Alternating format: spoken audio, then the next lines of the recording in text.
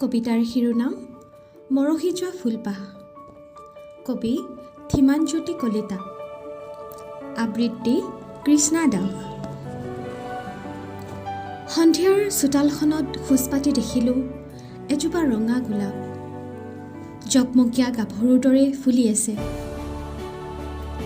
মনটো বাৰে বাৰে ওচৰলৈ যাবলৈ হেঁপাহ মেলিলে।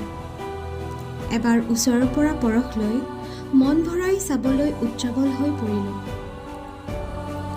এপল দুপলকৈ বহু পৰ চাইছিলোঁ, কিন্তু নাই, নোৱাৰিলোঁ।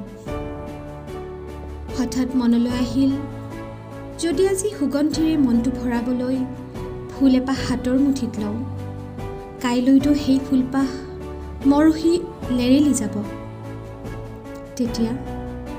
তেতিয়া কি কৰিম?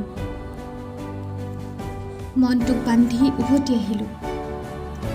আহোঁতে মনলৈ আহিল ফুলপাহ বাৰু মৰহি যাব, কিন্তু আজি লগতে দেখা কলিটোতো কাইলৈ জকমকাই মোক সুবাস দিব।